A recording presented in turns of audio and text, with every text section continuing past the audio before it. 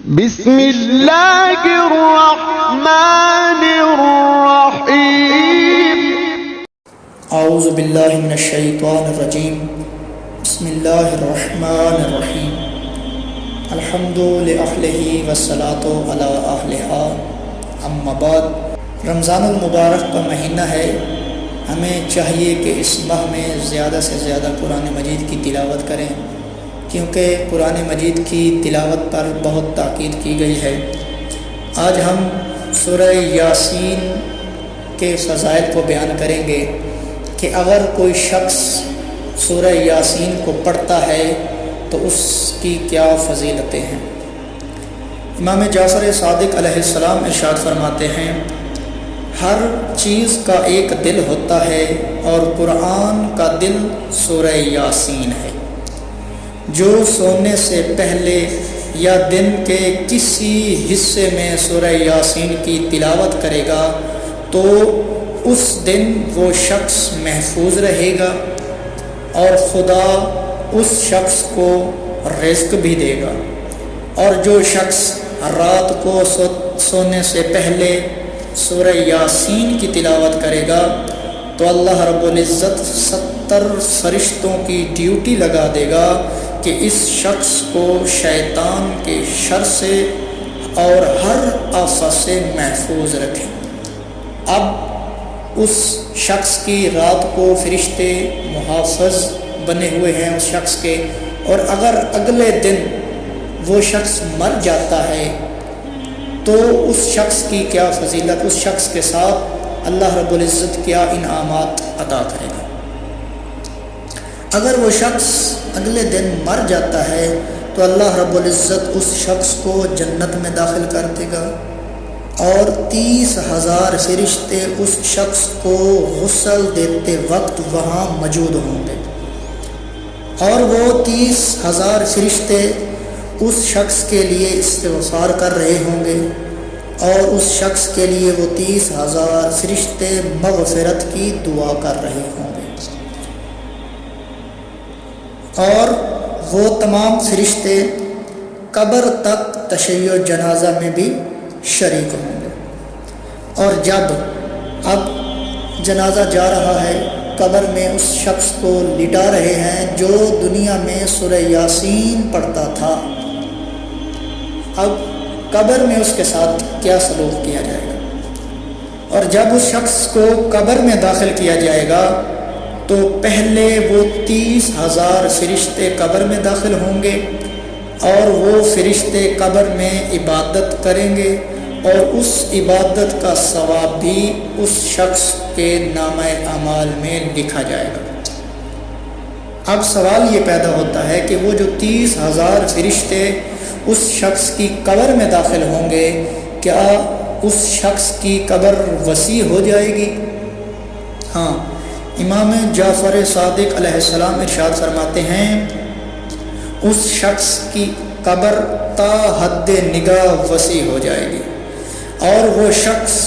فشار قبر سے بھی محفوظ رہے گا۔ اس شخص کی قبر سے لے کر آسمان تک نور باقی رہے گا جب تک خدا اسے قبر سے نکال نہ لے۔ اب جب اس شخص کو قبر سے نکالا جائے گا، وہ شخص جو سورہ یاسین کی تلاوت کرتا ہوگا، یہ تمام فضیلتیں اسی شخص کے لیے ہیں۔ اب جب اس شخص کو قبر سے نکالا جائے گا، معاشر کی طرف لے جایا جائے گا، پھر اس شخص کے ساتھ کیا ہوگا؟ اور جب اس شخص کو قبر سے نکالا جائے گا تو فرشتے اس کے ساتھ گفتگو کریں گے، اور اس وقت اس شخص کا چہرہ خوشحال ہوگا، اور فرشتے اس شخص کو ہر مقام پر خیر کی خبر سنائیں گے، اور اسے خدا کے اتنا نزدیک لے جایا جائے گا جہاں خدا کے مقرب فرشتے اور مرسل انبیاء کے علاوہ کوئی بھی خدا کے اتنا نزدیک نہیں ہوگا، اور یہاں تک کہ وہ شخص پل صراط اور میزان کو عبور کر جائے گا۔ وہ شخص پیغمبروں کی ہمراہی میں بارگاہ خداوند میں کھڑا ہوگا، جبکہ دوسرے لوگ غمگین، پریشان اور بےتاب ہوں گے، لیکن اس شخص کو کوئی غم نہیں ہوگا، کوئی پریشانی نہیں ہوگی اور کوئی بھی مشکل نہیں ہوگی۔ اس وقت اللہ رب العزت اس شخص کو فرمائے گا جس شخص نے سورہ یاسین کی تلاوت کی ہوگی، خدا فرمائے گا تو جس کی چاہے شفاعت کر وہ قبول ہوگی، اور جو مانگنا چاہتا ہے وہ بھی تجھے ملے گا۔ تو جو چاہے گا وہ ملے گا، تو جس کی شفاعت کرے گا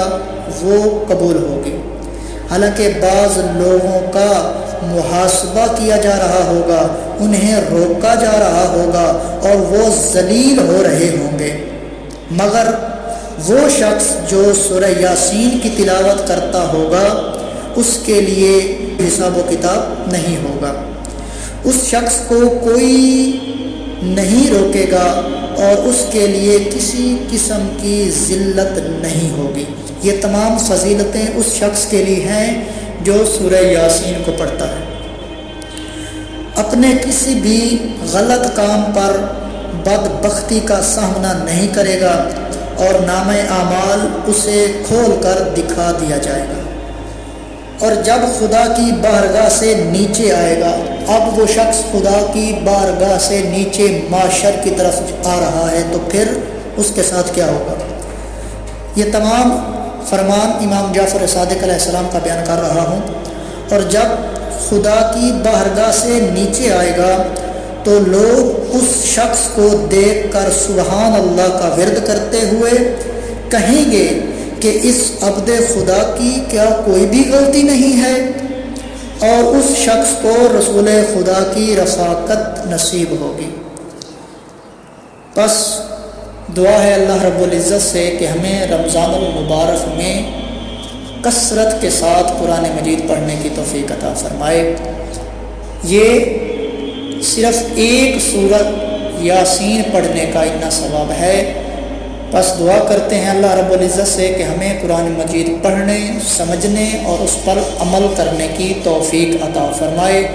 وآخر دعوانا ان الحمد للہ رب العالمین۔